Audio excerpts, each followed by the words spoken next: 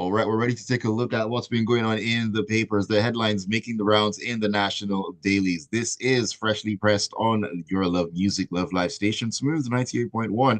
It's 31 minutes past 7 a.m. Ayokunmi right here, ready to walk you through the stories. And of course, analysis will be coming your way, as well as your contributions, your thoughts, your opinions, your messages, which we look forward to every single time we get on the show. So, please do join us and send those messages to us on WhatsApp on 0809 444 0981. That is the WhatsApp number. You can also join us on YouTube. I implore you to join us on YouTube and share your thoughts there, your messages, your comments there.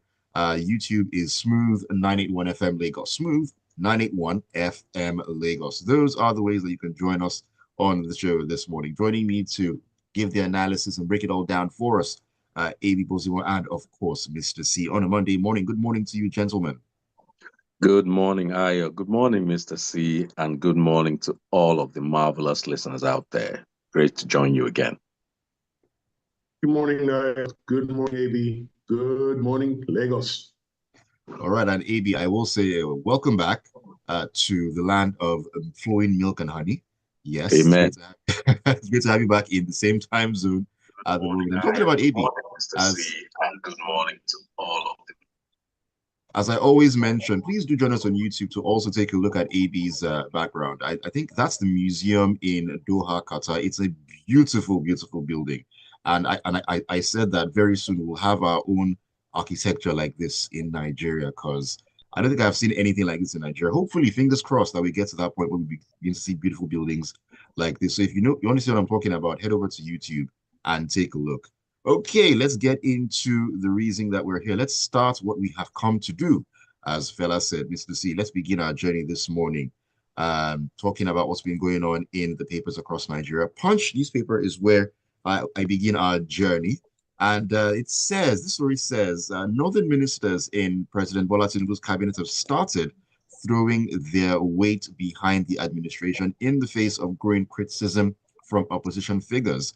Now, the Sunday Punch noted that some of the ministers and senior office holders recently became vocal following criticisms of the administration by notable elites and politicians as well.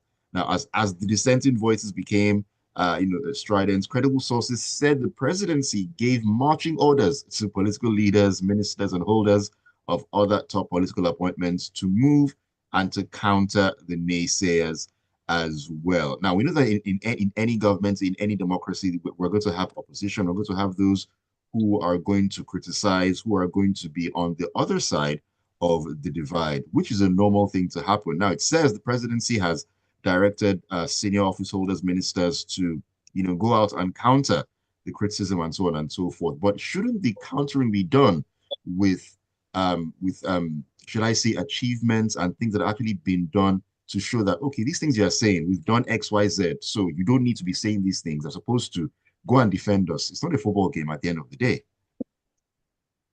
Okay, thank you, Ayo.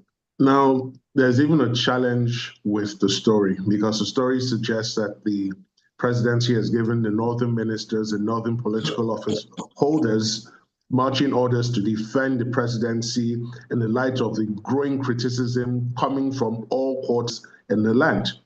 However, we have Mr. Ononuga, who's one of the special assistants to the president, saying that the presidency didn't send anyone on any errand, and the ministers are only doing what they feel is right to counter the supposed or presumed lies that the opposition is spreading. Now, the truth is this: if a government or administration is doing well, any sort of criticism will be from a minority. The generality or the majority of the people will testify with a collective voice that all is well. Now, it is crystal clear in Nigeria today that all is not well. Pick any sector of the economy and show me a sector that is doing well. Pick any geographical zone in the country that isn't suffering some sort of security unrest or disturbance. Now, let's even assume the story is true, that they've been sent out with marching orders. And like what you said, Ira, what are they supposed to be countering them, the opposition, with? Because the opposition is coming at them with facts.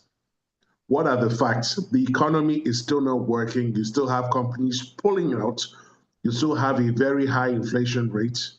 You still have very low unemployment rates. The rate of very low employment rate, the rate of unemployment continues to increase.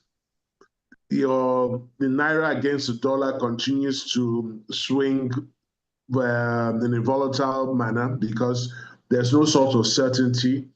And then when you think that, okay, it's time to settle down, you then find certain government agencies increasing tariffs like the MPA, doubling tariffs, even though their excuse was that they hadn't done it in 32 years.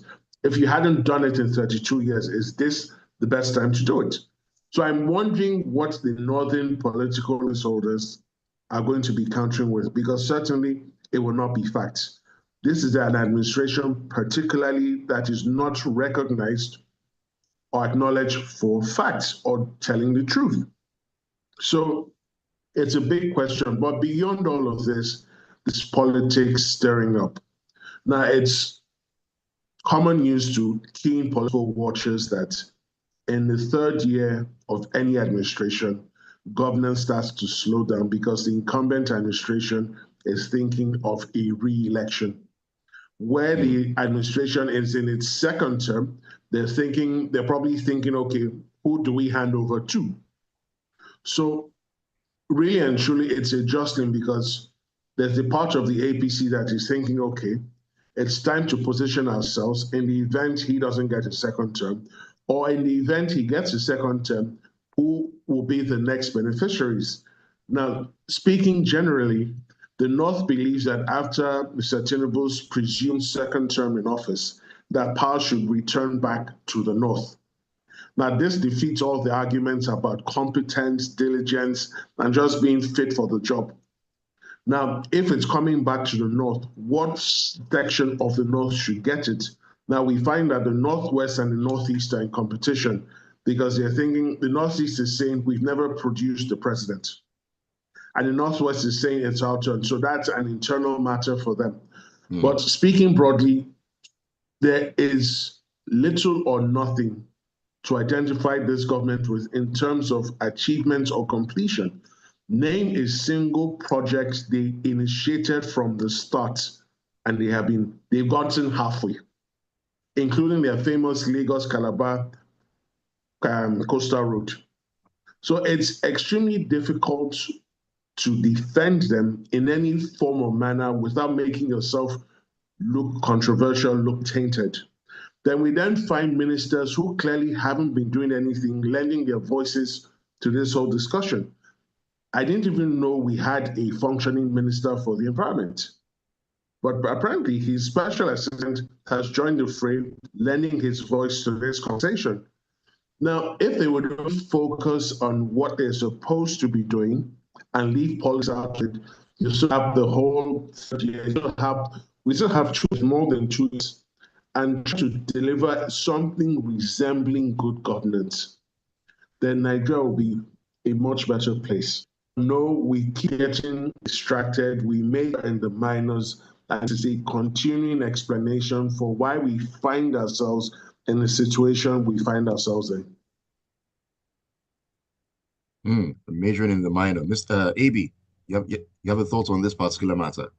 Just one. There's a sector doing very well in Nigeria. ESTA code for presidential travels. Next story. If you want to break tables this morning. Anyways, next story. Let's talk about the health sector. This particular one has been dragging on for a while, and it is actually sad to see this situation here. Jumping into the Guardian, and it has to do with UCH. Now, the public power crisis rocking University Teaching Hospital UCH in Ibadan is taking an embarrassing toll on the flagship tertiary hospital and the public whose well-being depends on it. The sprawling federal government-owned health facility has been in blackout for 107 days and is only powered by generating sets, inverters, rechargeable lamps, and solar-powered fans as provided by the management and sometimes by desperate care seekers. Now, while the management denied the patient's self-help measures, the larger part of the facility is in chaos.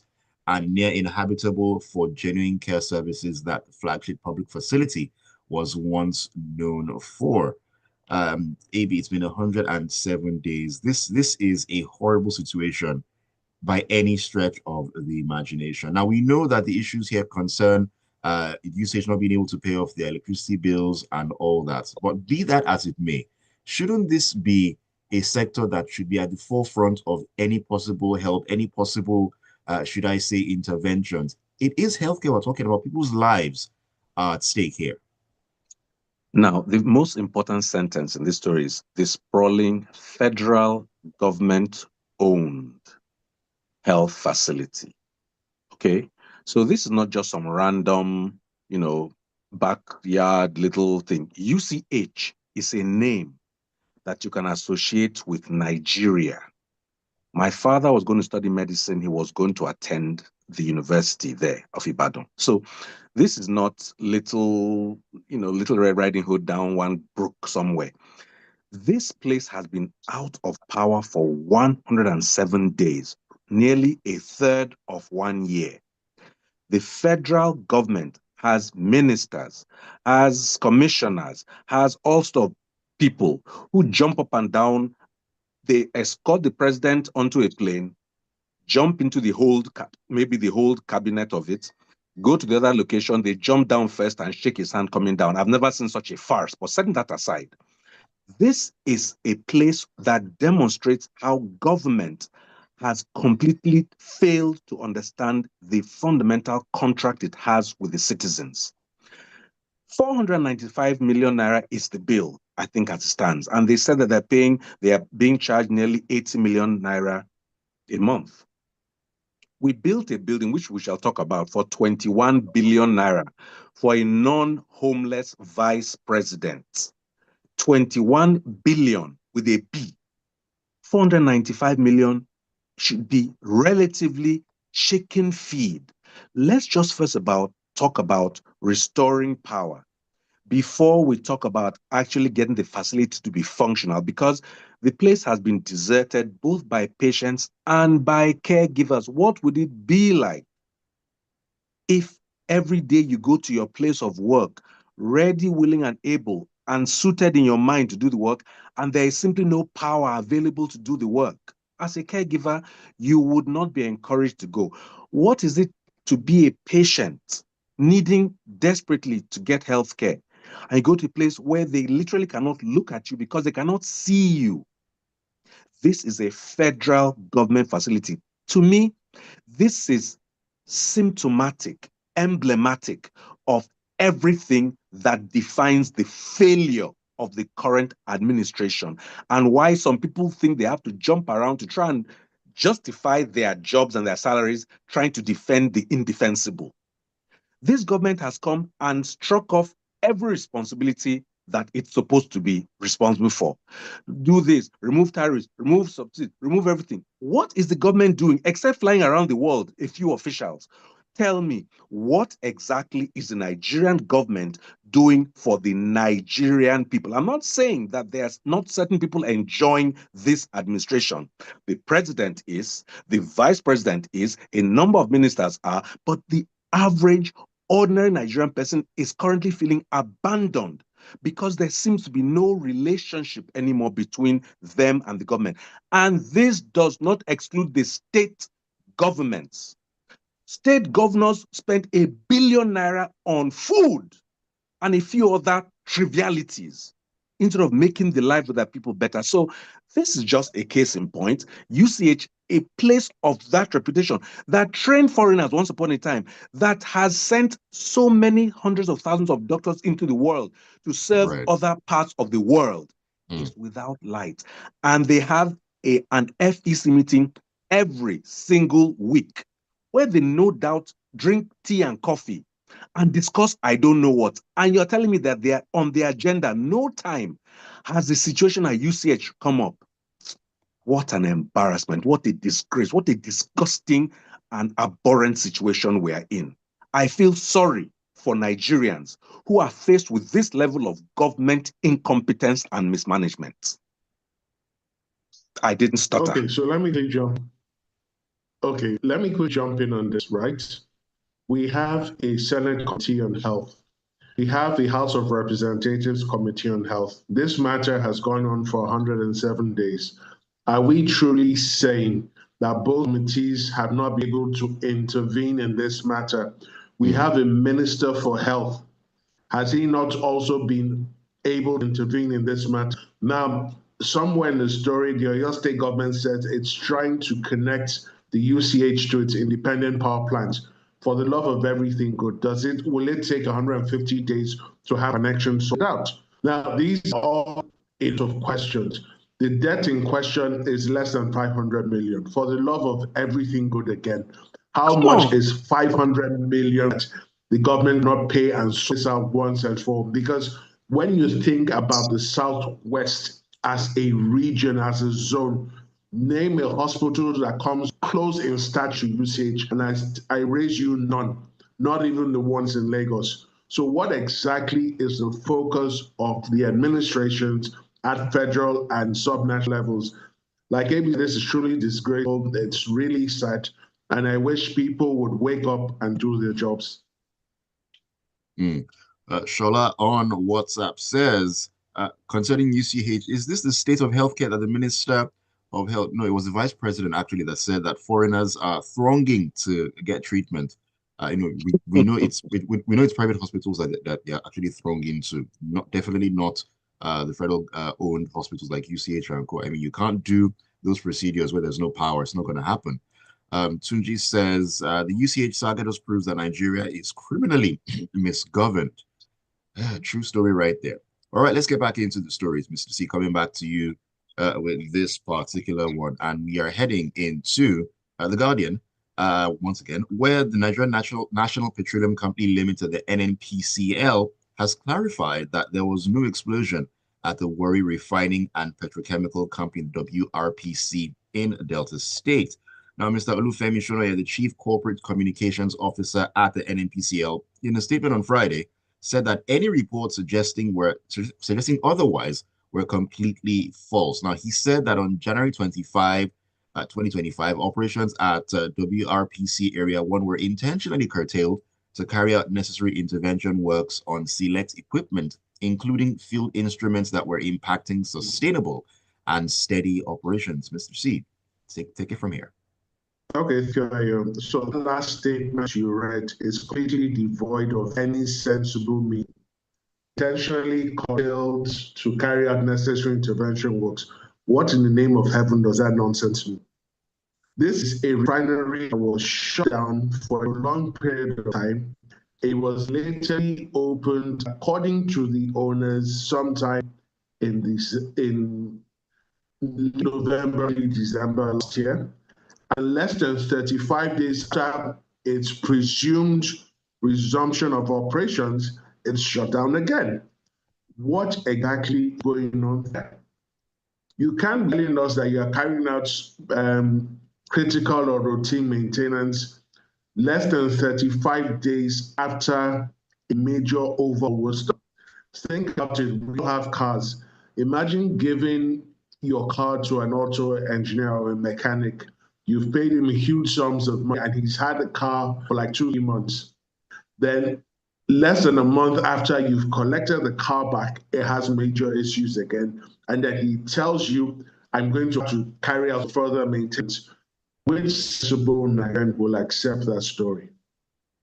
But again, this is the NNPCL that we're dealing with, another organization that is not known or rejected for telling truth at all material points in time. Now, that refinery, does it produce PS? Because in his report referred to NGO and terrorism or DPK. Now, if it doesn't produce PMS, why doesn't it produce PS? More importantly, where is the stock for this refinery coming from?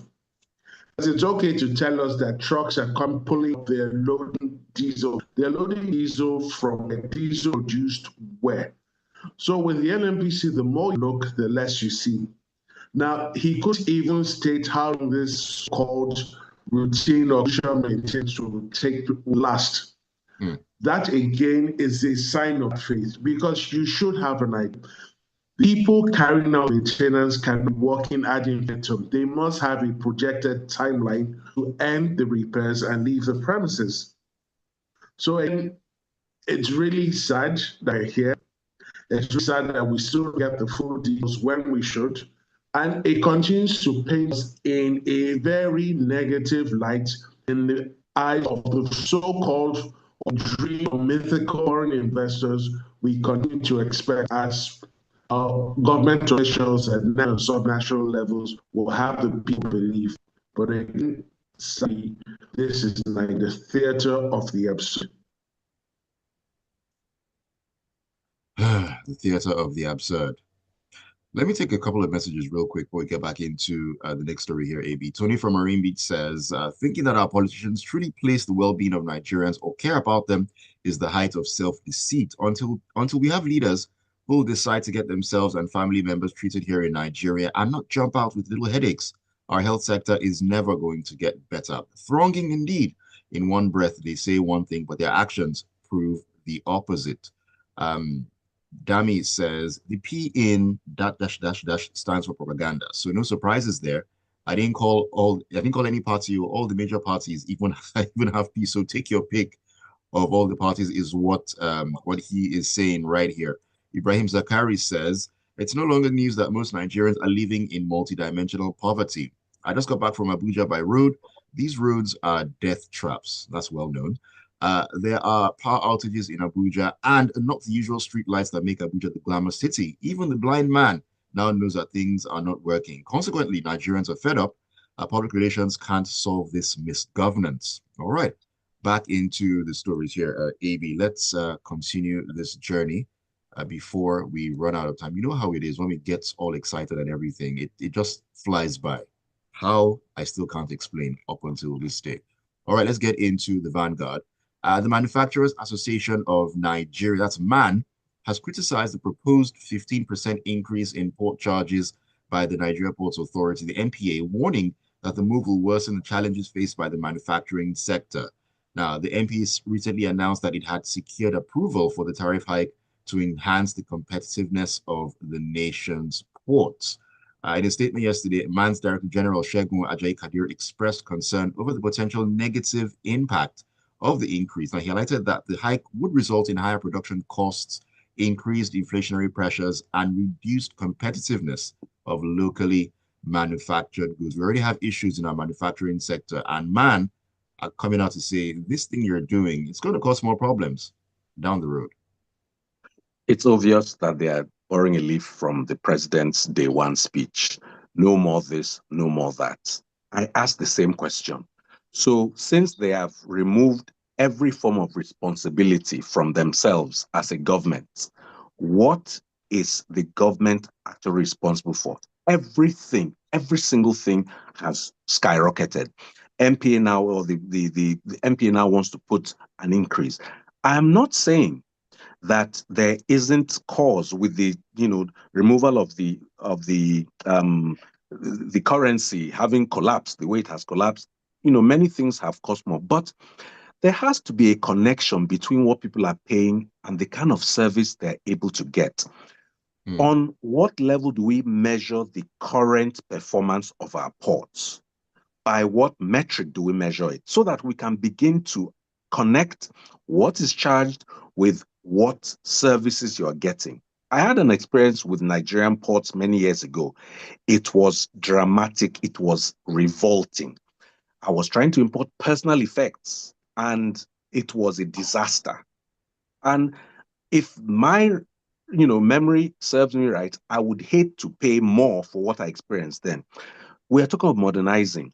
I know right now they're trying to connect all the ports in the Lagos area. Is Lagos the only part of the country with ports? Are there no other ports in any other part of Nigeria that should be and could be developed? Separate question.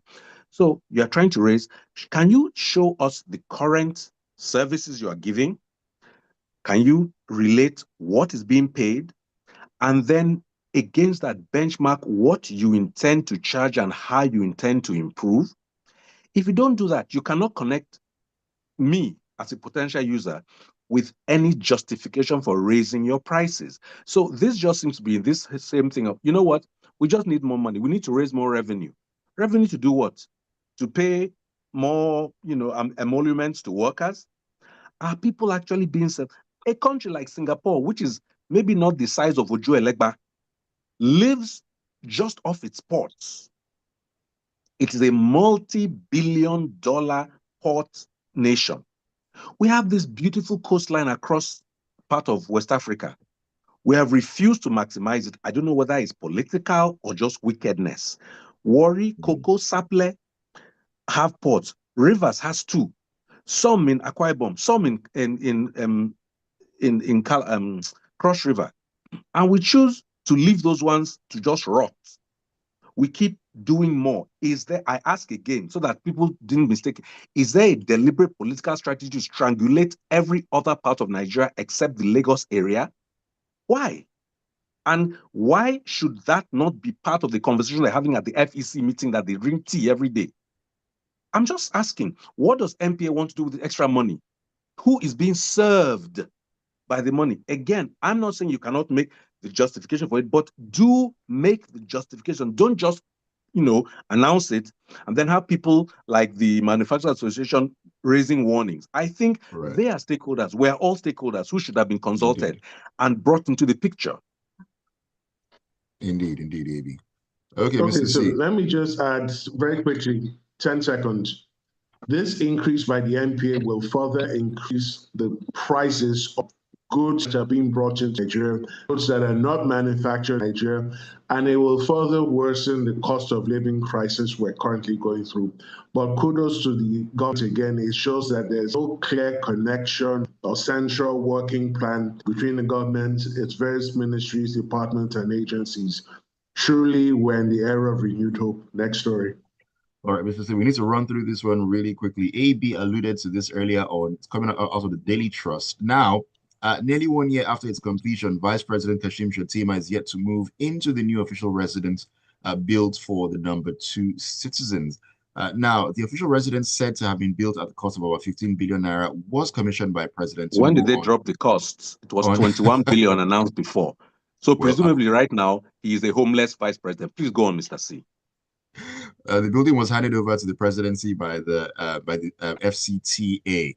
Now, Weekend Trust visited the official residence and noticed that it was just manned by a few plainclothes operatives. Now, multiple sources who are familiar with the matter told the paper that the delayed movement into the house by the VP is as a result of some security concerns, which is very vague. And you would think that whatever security issues would have been ironed out before then. But you know what, Mr. C, just quickly run through this particular one, your thoughts. Okay, so I very quickly, there is no proof that people who built that house consulted the security agency for the proper location before build the house. Now we're told that almost after it was completed and handed over to the presidency, the #2 man has moved into it for security concerns. So here is the eternal question we continue to ask since then, and we will continue to ask. Before that house was built, he wasn't homeless. His predecessor in that office was not homeless. Nearly a year after the house has been completed, he's still not homeless. So what exactly is that house doing? And again, impunity. It's government money. Nobody is really bothered. In other countries, people would go to jail for this. Now, if the vice president refuses to move into that house, are we then saying for the next 2 years that house will be empty? And we all know that when a house isn't occupied, when it's now time to occupy, you then spend some considerable amount of money to renovate it and put it in a habitable condition. But again, Nigeria is the theater of the absurd. This government is just a traveling circus. They should move UCH into the house. Normally, you would hear the theater of dreams, but Nigeria is the theater of the absurd. And it's a gift that keeps on giving, not the sort of gift that we want to keep on giving still. Let me round up with some messages here. Ajayi Olonilua says, asking political office holders to go out and counter and counter criticism of opposition without any improvements in the economic and security crisis is a no-starter. What the masses want to see is reduction in the price of goods and services across the country. All right, thank you for your message. Gilbert Musa says the COVID-19 situation globally should have been a wake-up call for the operators of our healthcare delivery system to set things in the right direction. With the dilapidated Yaba healthcare facility, which was once a pride to Nigeria from 1945, because this center in Yaba was once known for vaccine production, not only for Nigeria, but also West Africa. Hey, USAID in it. And let me see here. Who's talking to me? Tony from Marine Beach says, nice question. When did they reduce the cost? They just realized 21 billion doesn't sound well in the ears. They should know that 15 billion is still bad enough in the ears of Nigerians. And this is from Dio in Lagos says, prior proper preparation prevents poor performance. Government that is not prepared for governance, but to borrow, to loot, to state capture, to be wasteful, and unnecessary traveling and trips which has not yielded any result. Eye service, excuses, and so on. That is why we are in this nightmare. It's a shame the worst of us are ruling the best of us. Idimapuza says, I laugh in Ukwani language when I heard that Mr. President told his ministers and government officials to rise up and counter opposition's criticisms. They said he didn't tell them to do it too. That's what they said. Now, is it going to remove the hardship people are going through? Is it going to bring back light to UCH Ibadan that used to be the medical mecca for many countries? I hail the APC government. These are the questions. We never have enough answers. But anyway, we run out of time. Thank you for all the messages and keeping it tuned. And thank you a big time to you, Mr. C and AB. Once again, great to have you back with us in the land flowing with milk and honey. Thank you. It's great to be back. And I wish all of the listeners and you, Mr. C, and you, Ayo, a marvelous money-making Monday and good week ahead. Okay, so thank you, Ayo, thank you, AB, and to everyone there. So we all got to on our day endeavors throughout this week. May we come back with rejoicing until because of new profitability and increased productivity. Take care. All right, amen to that. Have a great one. Gentlemen, enjoy your Monday and a great rest of the week as well. Keep it tuned to Smooth 98.1 because we'll get into the world of sport at 8:15. So many things to talk about. Liverpool, what happened over the weekend, all that and so much more.